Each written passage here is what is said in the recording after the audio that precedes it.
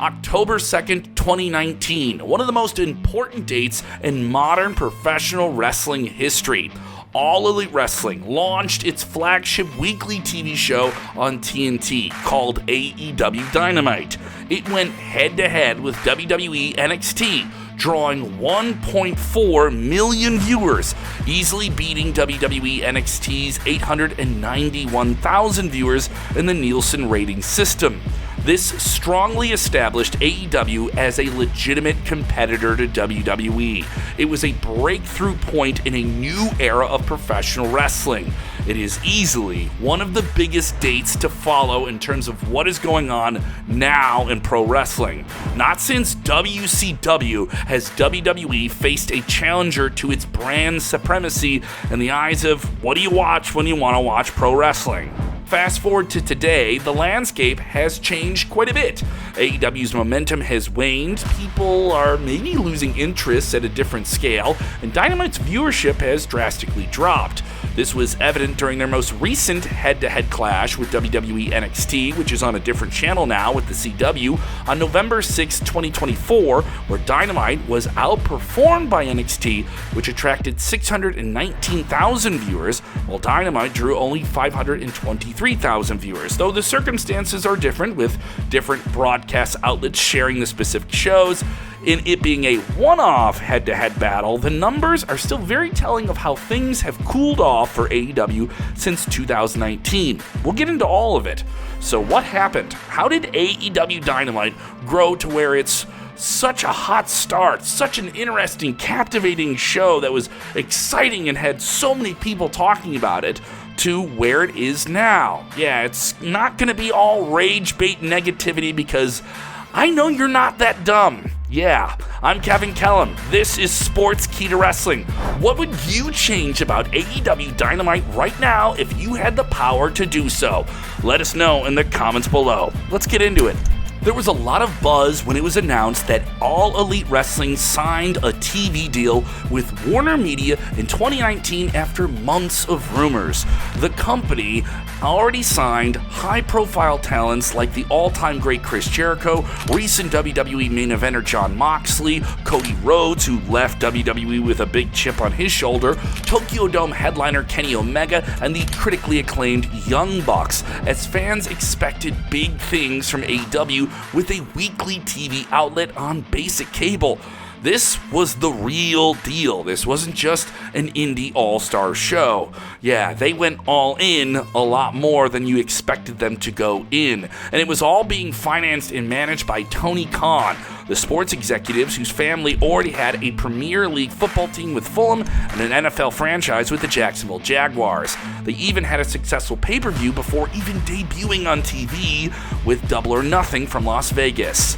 Then on October 2nd, 2019, AEW aired its flagship show of Dynamite from Washington, D.C., and it was an electric show.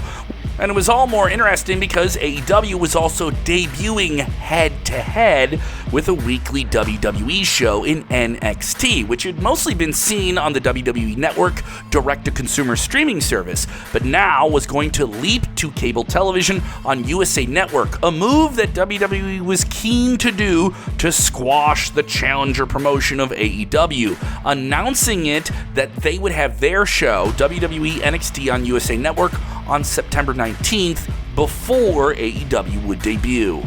Now, when those initial ratings came out for the first week, with AEW having a shocking victory, WWE responded. In an issued statement to Pro Wrestling Illustrated, they stated, "Congratulations to AEW on a successful premiere.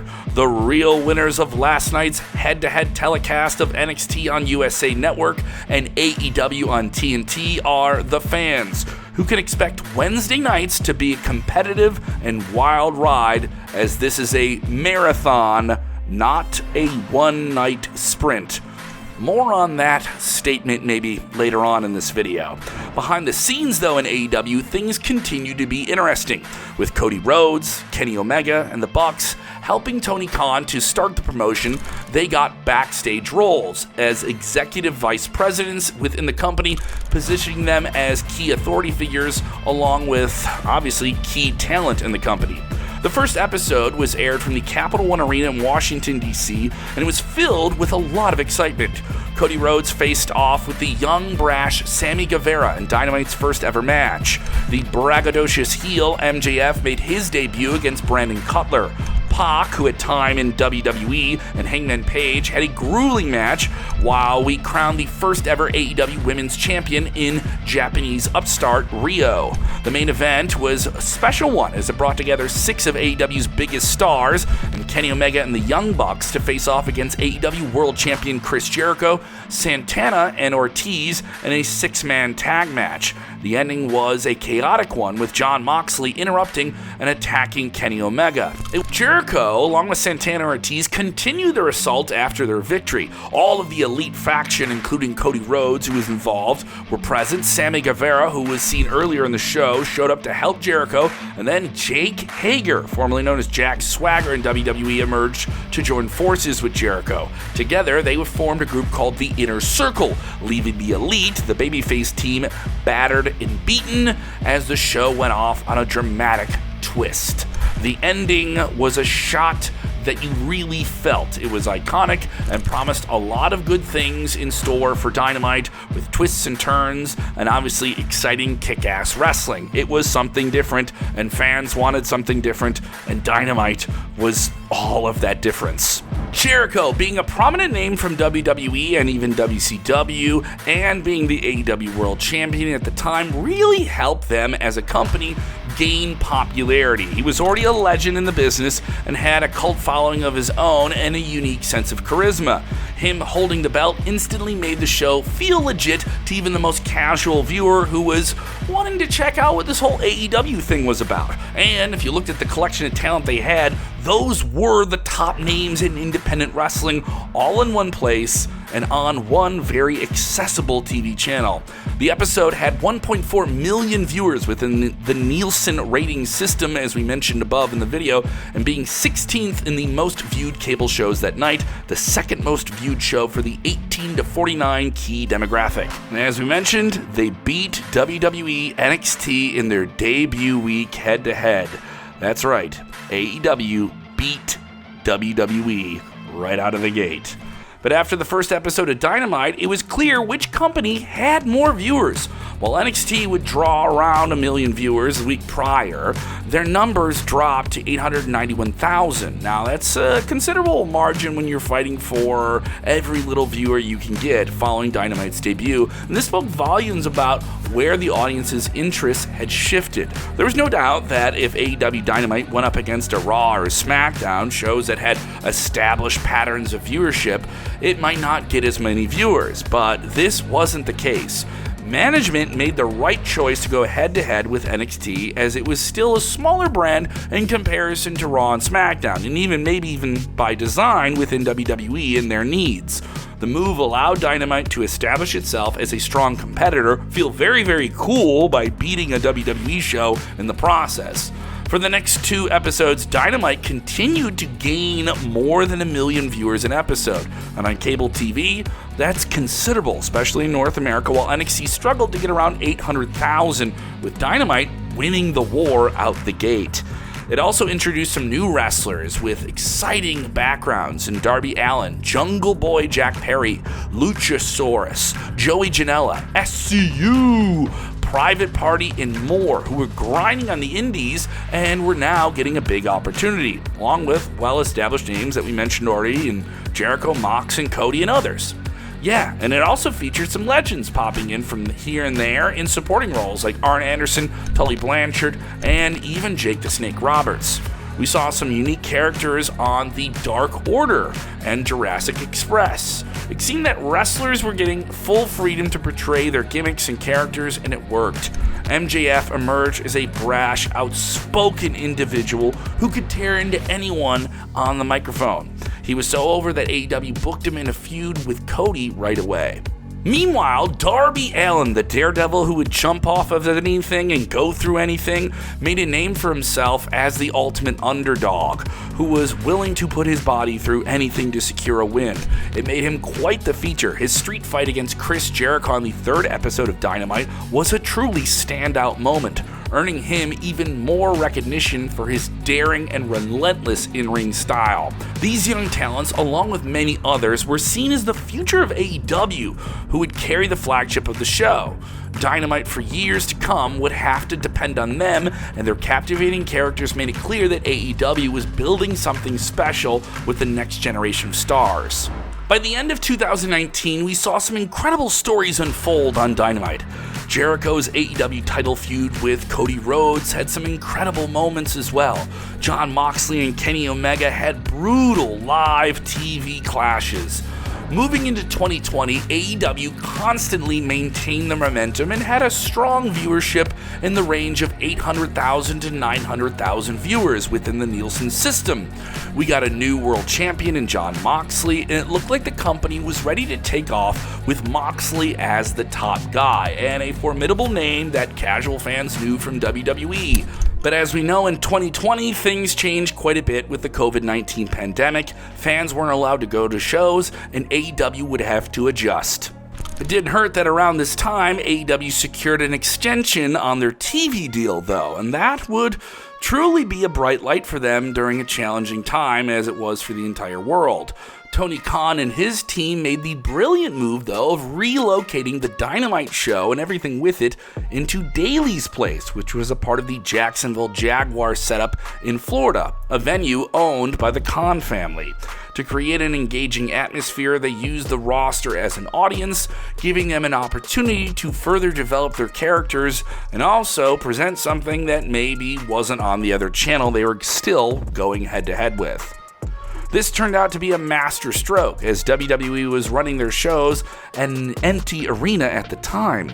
During the pandemic, Daly's Place became the home for Dynamite, and there we saw some memorable moments like Cody winning the TNT Championship and the debut of former WWE superstars in Mr. Brody Lee, Matt Hardy, and Miro.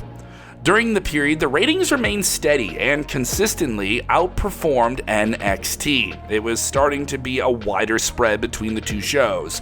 Dynamite continued to grow in popularity.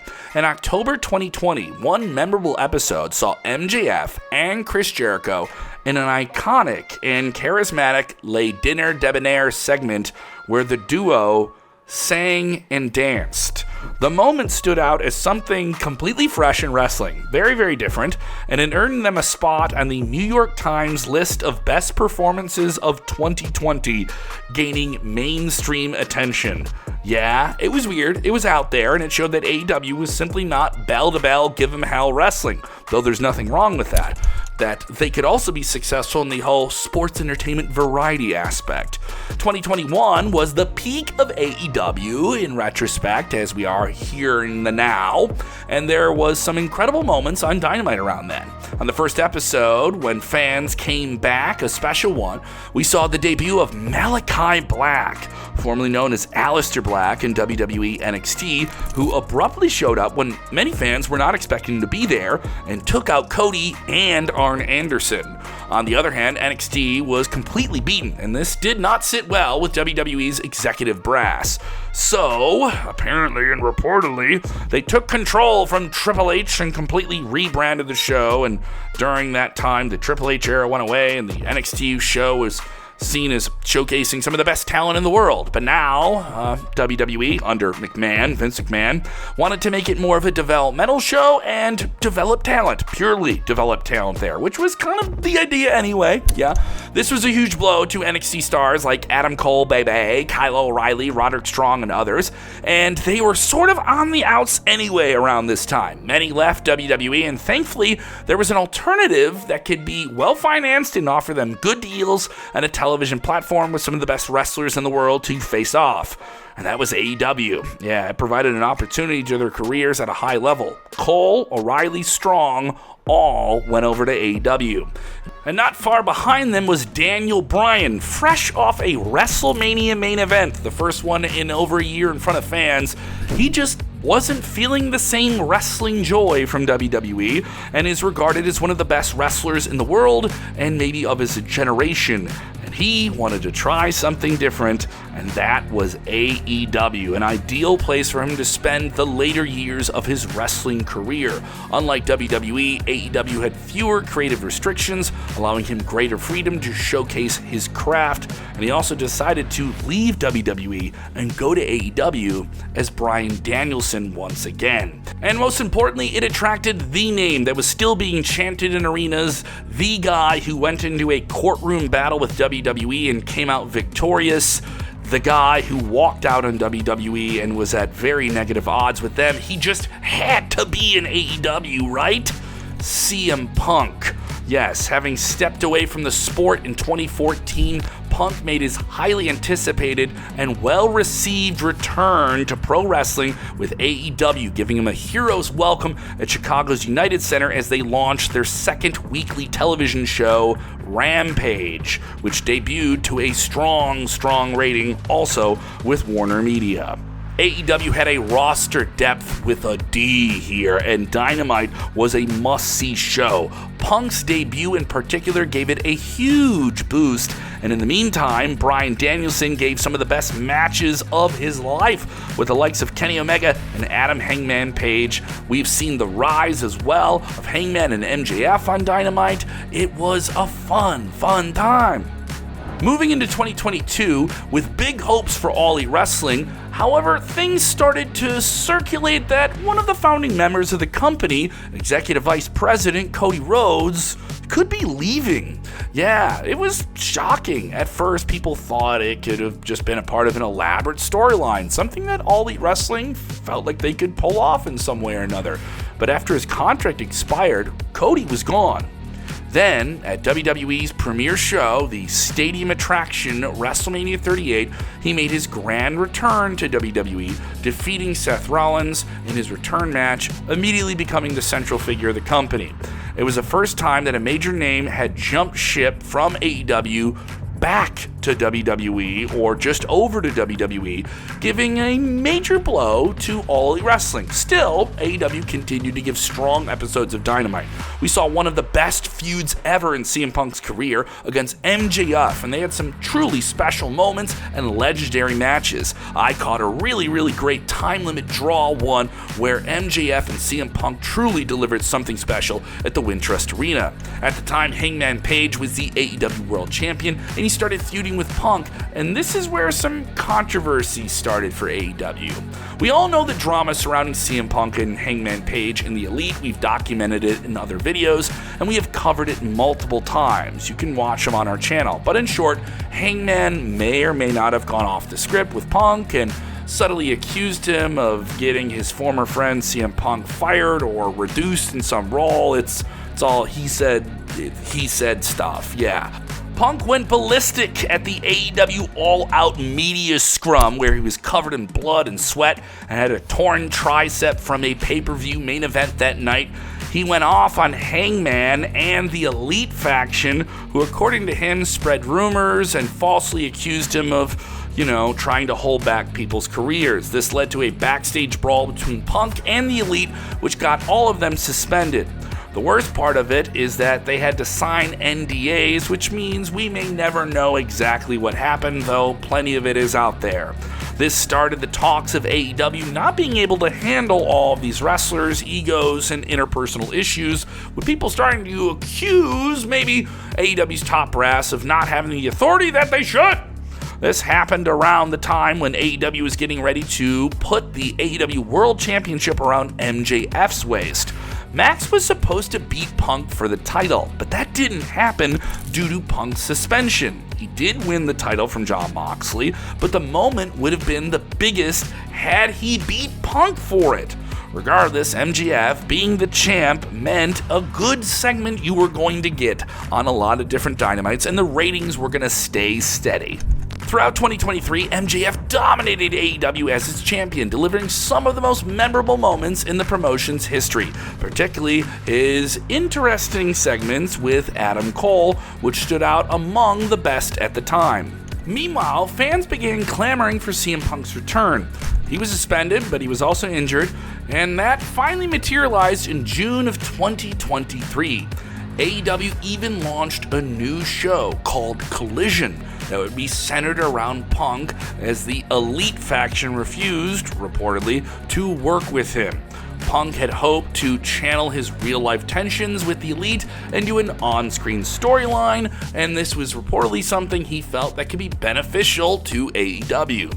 But the Young Bucks and Kenny Omega were unwilling to do that, considering that they all got into a fight backstage at AEW All Out. Yeah, you may already know about that one too. Although Punk was not on Dynamite on his second run, this part may be very interesting to the story of Dynamite. Punk's return happened at the right time. AEW was planning to go overseas with All In at Wembley Stadium in London, their first stadium venture, their first major excursion into the UK, and it was a huge selling point for the company to break through to another level once again. Punk would face his old Ring of Honor rival Samoa Joe on the opening match, but that's not what we remember that night. Before the match, he was involved in a backstage legitimate brawl, once again, unfortunately, with Jack Perry, who had taunted him earlier on a pre-show match with "Cry Me a River" directly to the camera, a reference to some backstage things where Punk told him not to use real glass, and then Jungle Jack Perry used real glass during his pre-show match. Punk reportedly choked him out to some degree. This was seen on security cameras, and this was done apparently in front of Tony Khan and made him reportedly fear for his life, and he even stated this on television at one point. Following this, Khan fired Punk. Another big blow to AEW, which was done in the week between AEW All In, a stadium show, and AEW All Out, an arena pay-per-view back in Chicago the following week. That's right, Punk was publicly fired in his hometown of Chicago.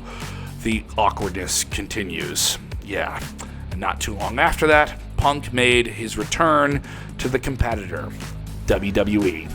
Whether you hate Punk or you love him, you cannot deny he was a needle mover for AEW. And this was a time when WWE boss Vince McMahon had completely left the company, and Triple H had taken over as the new creative head, giving the former WWE stars who left during Vince's time at the top an opportunity to return.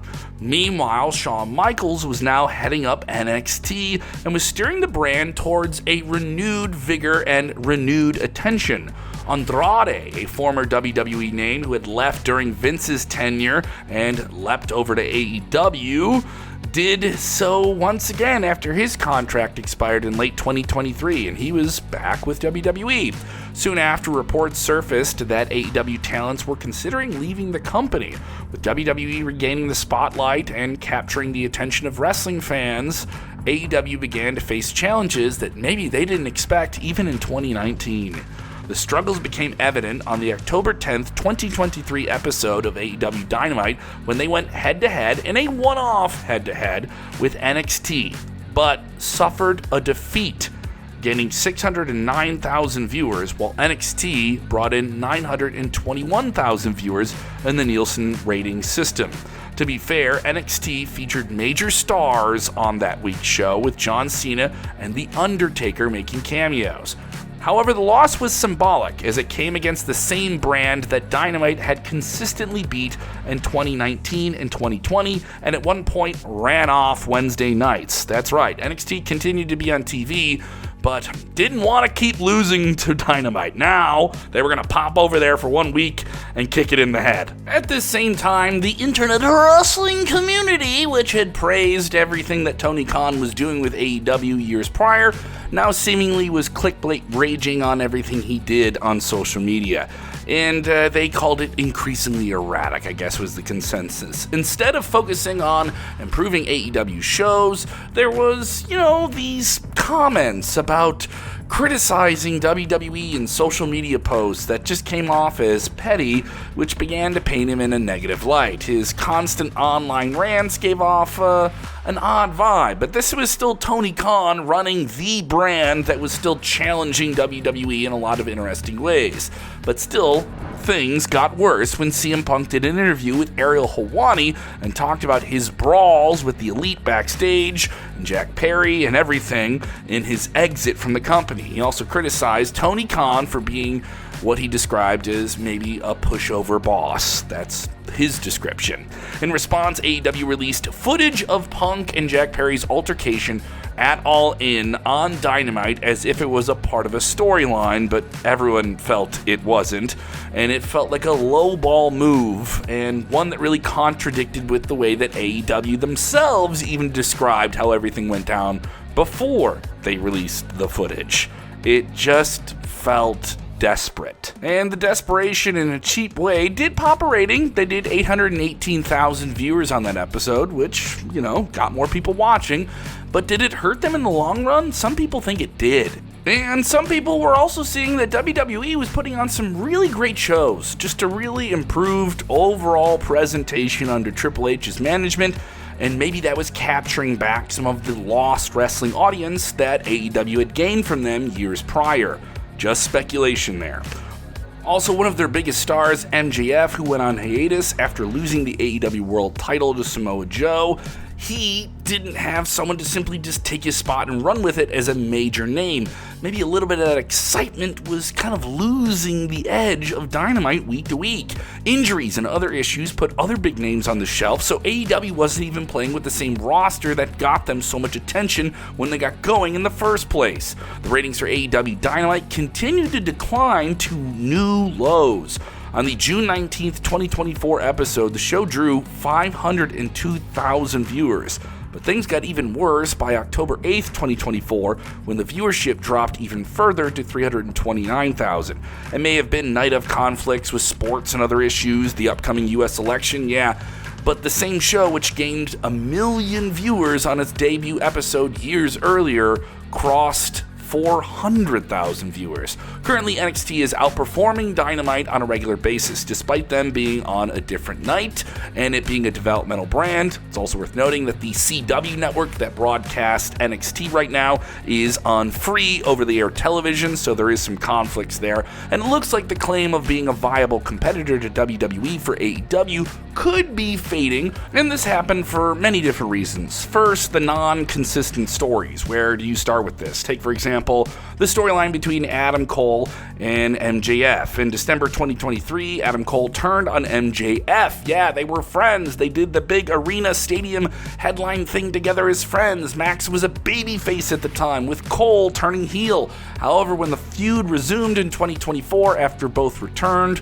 the roles were reversed, with Cole now the face and MJF the heel, and there was no explanation, and it felt like a back and forth, leaving fans confused and questioning the direction of the story, but still wanting some type of payoff. I'm confused reading this. These were two massive names that you had headline a stadium show, and now fans didn't care what they were doing next, even though they sort of were supposed to care. You see what I'm saying? Another example is the attack by Jack Perry and the new Elite on Tony Khan. Yes, crossing a line. Fans were expecting a major payoff involving the new Elite group. But so far, nothing substantial came from that, with the Young Bucks playing these kind of pseudo-mean executive characters, and Jack Perry and Kazuchika Okada kind of finding themselves directionless as supporting characters. And the Young Bucks currently, as we record this, are out of the picture. Additionally, Jon Moxley's character has been running roughshod over AEW roster for months now, yet his motives remain unclear. Still intriguing. He is a bright light in the long-term picture of what is going on with AEW. He took the title off Bryan Danielson in a kind of Empire Strikes Back, the bad guys close out the show on top moment. But who are the guys to take on this new bad guy faction led by, Jon Moxley and his Death Riders? That has yet to be seen so far. And we go back to that reported unrest backstage with some specific talents, not all, looking to test the water of free agency and potentially perform elsewhere in televised wrestling. and obviously some may be or not exactly looking to WWE. Recently, it was reported that Miro was someone who only competed for 11 matches for AEW since 2021. He did have injury issues, requested his release, but nothing came of it. In a similar situation, the acclaimed Lucha Brothers of Penta and Rey Fenix have their contracts nearing expiration, and they expressed, reportedly, some interest maybe in WWE. Additionally, injury time was added to their deal, specifically for Rey Fenix, seemingly preventing him from making the giant leap right over to WWE, the competitor. These actions have fueled frustration among wrestlers, reportedly, and obviously fans online, further contributing to maybe some negative light being shined upon AEW in general. Dynamite is seeing viewership in the 600,000 range, and these issues, we're not going to say they're contributing to all of it, but it's all just kind of one soup of bad stuff. But we're not ending this video on such a sad note, because despite what you think, AEW is still extremely valuable as a weekly product, especially in the very turbulent media times that we're in, as a lot of TV and media companies are also presenting concurrently streaming services. So enter All Elite Wrestling into a TV contract, one that was very critical to where they were going to go. And Warner Brothers Discovery has secured a new deal with them. Valued at $170 million annually for rights fees and other elements, Warner Brothers Discovery will expand their presentation and make some alterations. Reportedly, Rampage might not be around much longer, but there is much more to be seen from AEW, as you'll now be able to watch the show live on the streaming service Max and get it on demand. Plus, future pay-per-view events will be presented through the service, really expanding the audience of AEW in a way that it has never been before. There's going to be a lot of people watching All Elite Wrestling for the first time coming up in 2025. And that is a really, really good thing for all of professional wrestling. How many more wrestling fans do you think jumped on the bandwagon when it got easier to just stream any WWE show through Peacock or the WWE Network? Yeah, that hidden factor is now not hidden for AEW. So say whatever you want about Tony Khan and AEW, but this deal means they get to do some big things in the 3 years ahead and grow with media as it changes into a much more direct-to-consumer type product with streaming services, just like WWE's doing with Netflix. What do you think should change with AEW Dynamite as a weekly TV show? Let us know in the comments below, and check out other great videos from Sportskeeda Wrestling like this.